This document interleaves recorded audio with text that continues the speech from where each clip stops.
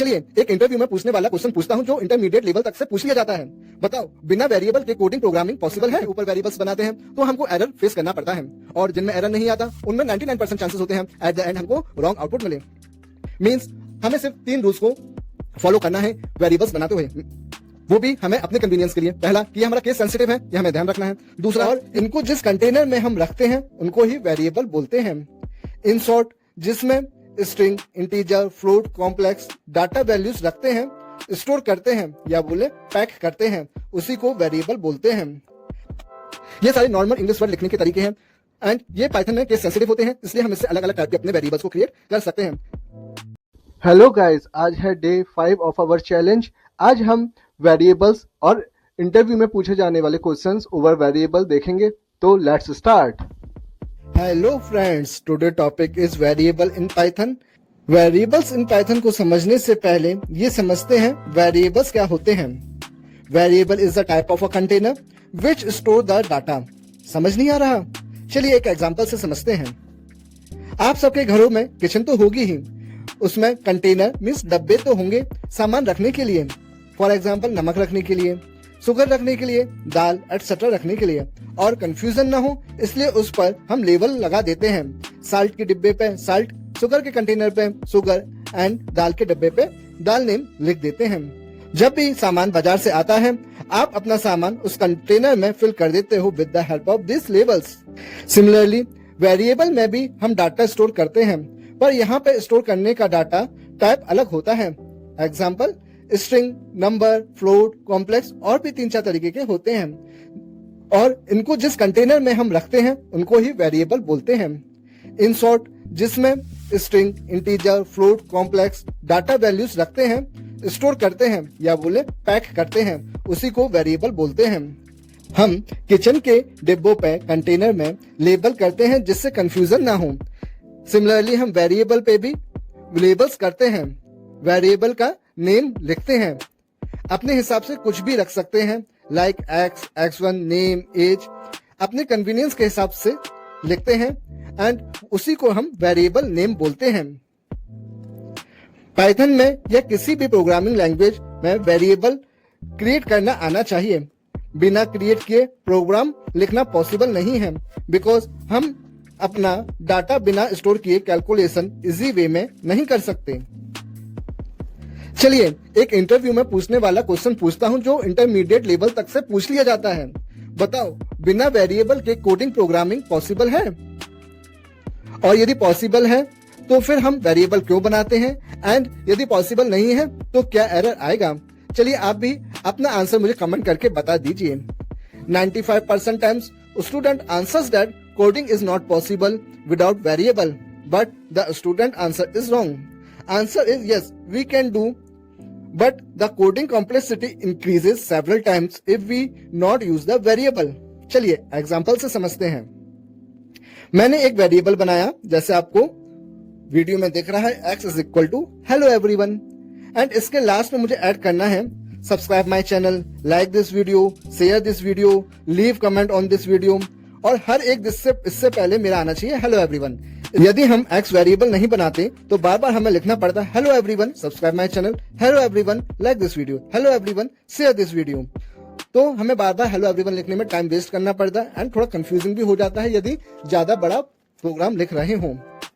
But यहाँ पे मैं लिखूंगा print x like this video, print x share this video, print x comment over this video. Means मुझे बार बार hello everyone नहीं लिखना पड़ा, तो मेरा कुछ टाइम सेव हुआ और थोड़ी कंफ्यूजन भी कम हुई। वेरिएबल इन सिंपल वर्ड्स हम ये बोल सकते हैं, वेरिएबल इसलिए बनाए जाते हैं कि कोडिंग में डाटा सेव करके टाइमिंग कम लगे एंड ह्यूमन कंफ्यूजन कम हो सके, and at the time of error debugging करने में टाइम कम लगे। अब आप समझ चुके हैं कि व्हाट इज वेरिएबल। अब पाइथन में वेरिएबल कैसे क्रिएट करते हैं वो बात करते हैं। पाइथन में कुछ मेजर रूल नहीं है, बस इक्वल टू लगाइए और आपका वेरिएबल क्रिएट हो जाएगा। For example, x is equal to ds coding. यहाँ पे मेरा x एक वेरिएबल है एंड इसके अंदर जो मैंने डाटा स्टोर करवाया है वो है एक स्ट्रिंग। चलिए एक वेरिएबल और बनाते हैं, एज इज इक्वल टू 54। यहाँ पे मेरा वेरिएबल है एज एंड इसके अंदर मैंने इंटीजर सेव करवाया है। सिमिलरली एक और वेरिएबल बनाते हैं x1 24.8। यहां पे x1 मेरा वेरिएबल है एंड डाटा टाइप इसमें मेरा फ्लोट है। मींस यहां पर मैंने 3 वेरिएबल क्रिएट कर दिए हैं। Python is very smart. मुझे पाइथन को बताना नहीं पड़ा कि कौन सा वेरिएबल स्ट्रिंग है, कौन सा इंटीजर है और कौन सा फ्लोट है। लाइक योर मदर, यदि आप बाजार से सामान लाते हैं तो आपकी मम्मी बिना कंटेनर का लेबल देखें, या फिर यदि आपके किचन में कंटेनर पे लेबल नहीं है तो भी आपकी मम्मी बिना लेबल के वही सामान उस कंटेनर में डालती हैं जिसका वो कंटेनर है। लाइक सॉल्ट में सॉल्ट डालेंगी एंड शुगर कंटेनर में शुगर। सिमिलरली यहाँ पे पाइथन उसी डाटा टाइप में लिंक करता है जिसमें वो लिखा हुआ है। यहाँ पे मेरा एज इंटीजर था तो उसने इंटीजर में कन्वर्ट कर दिया, x1 मेरा फ्लोट था तो फ्लोट में कन्वर्ट कर दिया। But in other programming language हमको बताना पड़ता है, जैसे एज को इंटीजर टाइप मानो एंड उसमें डाटा ये फिल करो, x1 आप अपना स्ट्रिंग मानो एंड उसमें मेरा डीएस कोडिंग फिल करूं, तो हमें वहां पे एक एक इंस्ट्रक्शन देना पड़ता है। तो वहां पे वेरिएबल क्रिएशन में भी मिस्टेक्स हो जाती हैं। But in Python variable creation में कोई भी मिस्टेक होने का चांस नहीं है, because Python is very smart. इसमें कुछ बेसिक से रूल्स हैं जो हमें ध्यान रखने चाहिए, जिससे हम ह्यूमंस को कंफ्यूजन नहीं होगा। हमारा पाइथन केस सेंसिटिव होता है, जैसे आपको मैं वीडियो पे दिखा रहा हूं, ये केस सेंसिटिव होता है तो आप कंफ्यूज ना होना। यहाँ पे मैंने एक एग्जांपल दिया है, एज ये मैंने लोअर केस में लिखा है, एज ये मैंने कैमल केस में लिखा है एंड एज ये मैंने अपर केस में लिखा है, जैसा आपको वीडियो में दिख रहा है। और ये तीनों मेरे अलग अलग वेरिएबल हैं। समटाइम्स बिगनर यहाँ पे कंफ्यूज हो जाते हैं क्योंकि उन्होंने स्मॉल एज लिखा, स्मॉल कैप और उन्होंने कैमल केस में आउटपुट लिया तो एरर आ जाता है।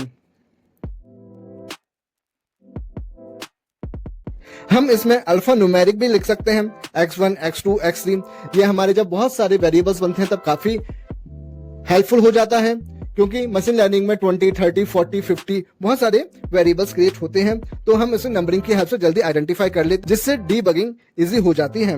हम इसमें अंडरस्कोर का भी यूज कर सकते हैं, x_1, x_2, जैसा आपको वीडियो में दिख रहा है।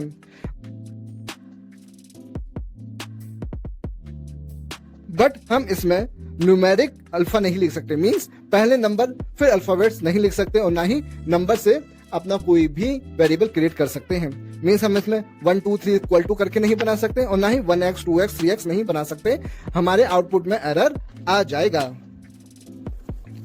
हम पाइथन में एक लाइन में भी वेरिएबल्स क्रिएट कर सकते हैं, जिसको हम multiple variables, assign multiple variables भी बोलते हैं। जैसा आपको वीडियो में दिख रहा है, x1, x2, x3 is equal to 159। इसमें हमारा पाइथन स्मार्ट है, इसलिए वो x1 को 1, x2 को 5 एंड x3 को 9 असाइन कर देगा एंड डाटा टाइप सबका इंटीजर ही रखेगा।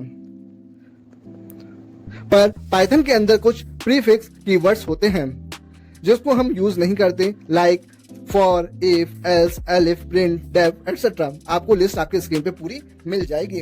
यदि हम इनके ऊपर वेरिएबल्स बनाते हैं तो हमको एरर फेस करना पड़ता है, और जिनमें एरर नहीं आता उनमें 99% चांसेस होते हैं एट द एंड हमको रॉन्ग आउटपुट मिले। मींस हमें सिर्फ 3 रूल्स को फॉलो करना है वेरिएबल्स बनाते हुए, वो भी हमें अपने कन्वीनियंस के लिए। पहला कि ये हमारा केस सेंसिटिव है, ये हमें ध्यान रखना है।